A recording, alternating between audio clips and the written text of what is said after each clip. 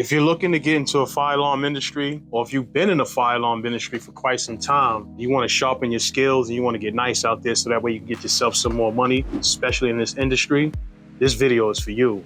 In this video, I'm going to break down the 5 skills that you're going to need to become a master technician. There are more skills than 5, but I feel that these are the 5 skills that I pulled out of my technical box so that way I can share it with you and try to break it down to the elemental P so that way you could understand.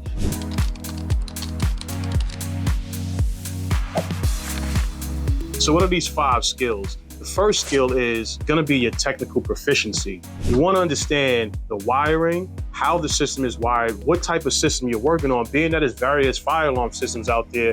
Whatever system or manufacturer that you're working on, whether it be Simplex, Notifier, Siemens, Kidder, Edwards, Firelight, whoever, it doesn't matter the system that you're working on. What you have to understand are the components that make up that system. You need to understand the fire alarm control panel, the front display, how do you use the menu, how do you get into the menu, what is the installer's passcode, and what is the default passcode.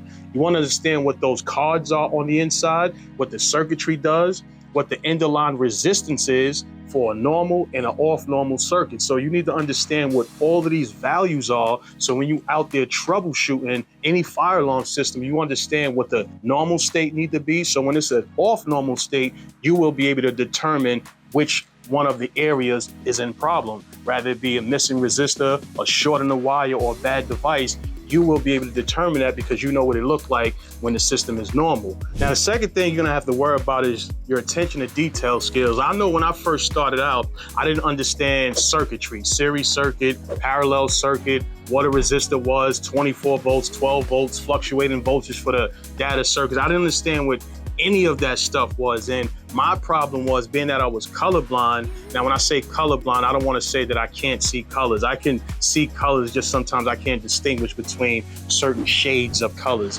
However, not knowing how to wire up a series circuit, I used to always blow out panels wiring the batteries wrong because my attention to detail was off, not knowing that red go to red, black goes to black, and then when you actually wiring it in series, one lead goes from the black to the red, so that way you can get your 24 volts. So I had to learn a lot within the fire alarm industry. There was a couple guys out there that were showing me how to get to where I need to go, but a lot of them was giving me a lot of weird energy. So what I used to do was sometimes take the equipment home, stay late if I had to. I worked with a lot of the larger companies and they had in-house training, or they will send us off-site to, their own training, whether it be at Florida or wherever state they're gonna hold their training at. So you have to have attention to detail. You have to be able to understand what you're working on. Like I said, it doesn't matter the system. If you could have your trusty meter and understand what the circuits are, all you need is a little bit of attention to detail,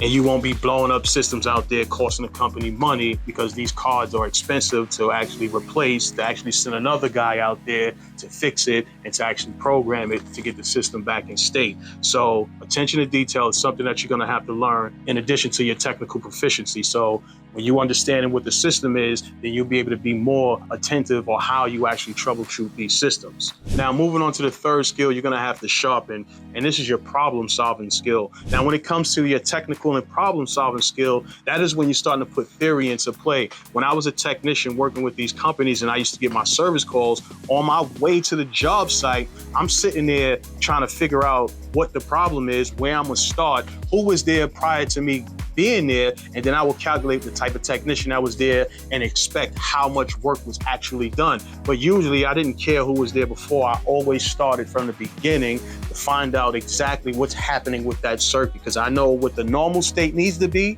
and if it's off that normal state, I know where I'm troubleshooting, rather it be if I'm looking for a break in a wire, or if I'm looking for a short, or if it's a bad device that's actually bringing the whole loop down. A lot of the difficult troubles when it comes to fire alarm would be ground faults. So a lot of technicians have issues with, fixing ground faults. I don't understand why. It's just, I don't think they're putting in enough effort to actually fix the ground fault. I understand you may have to go in the ceilings to get the duct detectors, or you may even have to go in the crawl space to get the smokes or heat detectors.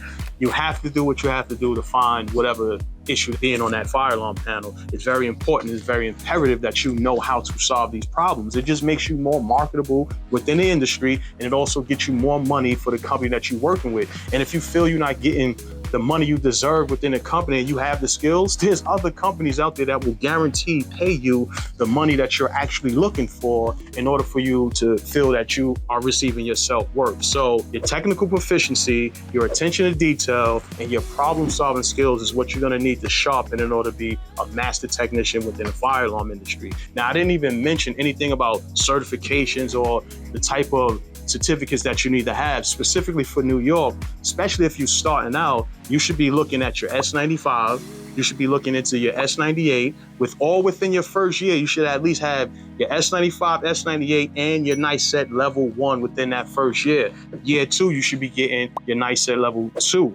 By time you should be reaching year 5, you should at least be up to NICET level 3. So that way, 10 years in your fire alarm industry, you could go for your NICET level 4. And at that point, you are the top technician in any company or any industry because they can charge more money for you because you are NICET level 4. Now, I am not NICET level 4. I am NICET level 2. I honestly stopped achieving for the NICET level 4 when I started my business. Not to say that I should not get my NICET level 4. However, I can find someone who is NICET level 4 to qualify the company to make me more valuable in the fire alarm industry. So it is imperative for you as the individual, if you're gonna stay within the fire alarm industry, to get every certification, to get every panel certification, to get any and every certificate that you could possibly get your hands on, not just fire alarm, maybe also sprinkler, maybe also security, maybe also burglar alarm. You want to versatile yourself. You want to make yourself more marketable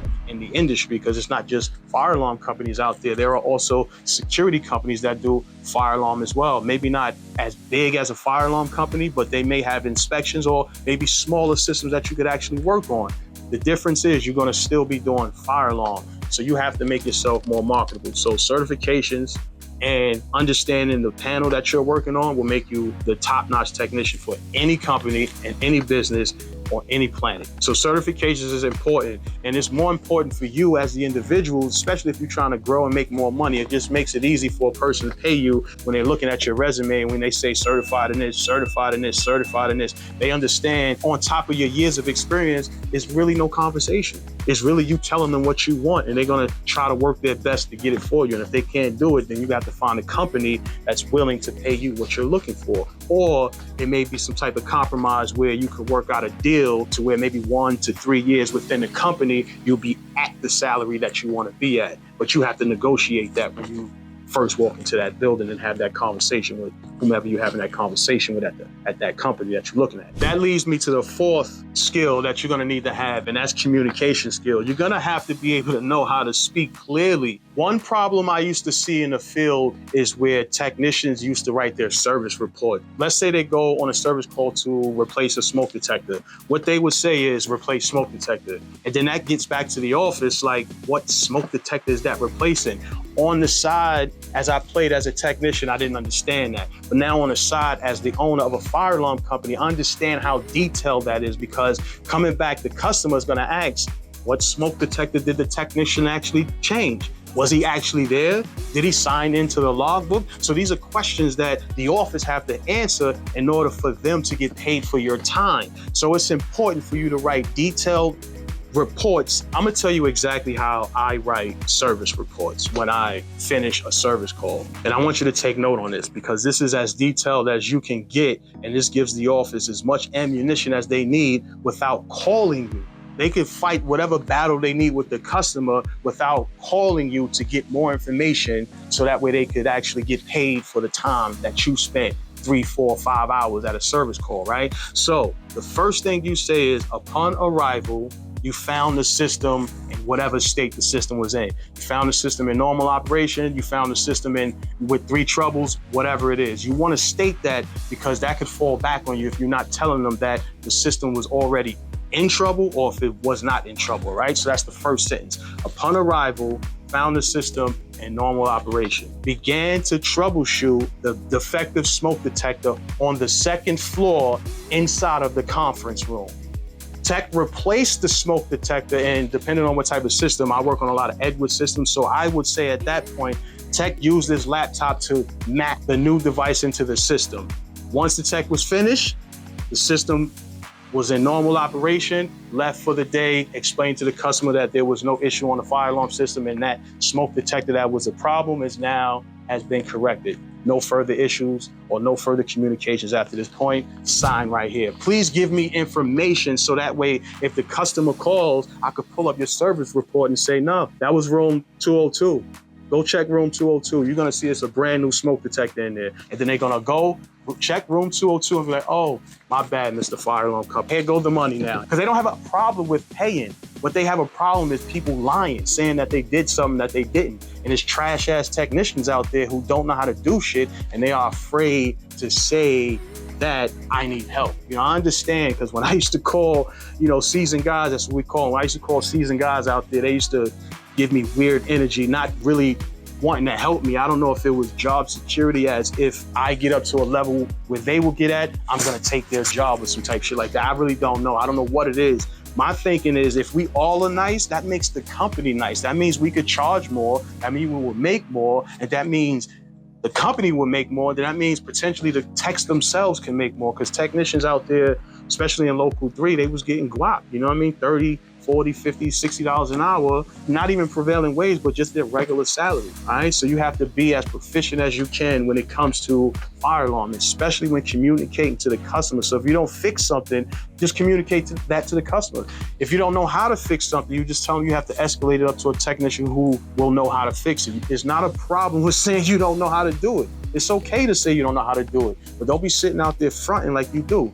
Tell the customer, at this moment, this is a little bit above my level of expertise. I'm gonna have to go back to the office so we can send somebody out here to actually fix your problem. They will respect that. They will respect that more. Now, this leads me to my 5th technical skill that you're gonna have to sharpen, and that's gonna be the code compliance, especially when you're doing fire alarm, right? There's nuances in fire alarm, so you don't wanna be an installer that knows when you're looking at the plans, you have to install a smoke every 30 feet. You need to understand why you're installing a smoke detector every 30 feet, or why there's pull stations every 200 feet, or why do we have to put horn strobes on the opposite? Why do the strobes have to sync? You have to know these things, and that comes with additional learning, like through ESA.org. You have to spend money on yourself. You can't expect a company or anybody to invest in you. You have to spend the money on you. So that check you get in, if it has to go to something that you think needs to be paid, and you have to make a decision with investing in yourself, I can't tell you what to do, but I'm gonna tell you what I did. I've made a lot of sacrifice. Maybe the rent wasn't getting paid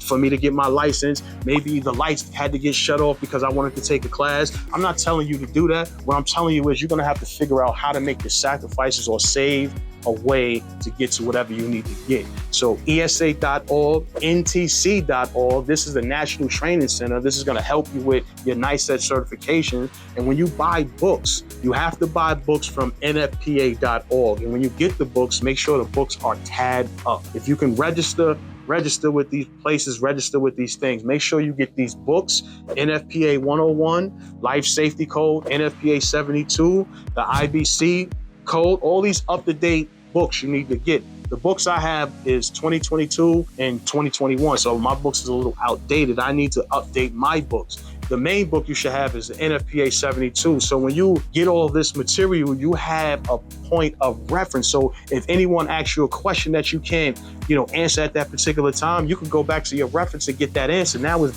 burnt into the brain. This is how you become sharper. You have to learn the nuance, not to understand that, okay, I put this here and I put this here and I wired up this way and it works. No, understand the nuance will make you a better technician. So now that you learn the 5 steps to become a better technician, actually become a more proficient technician, you may want to learn how to program a fire alarm system. And here I have a series of videos that's going to break down the Kitty FX fire alarm control panel. So you can watch the next video on the screen. I appreciate you for watching, and I'll catch you in the next one. Fire alarm expert out. Peace.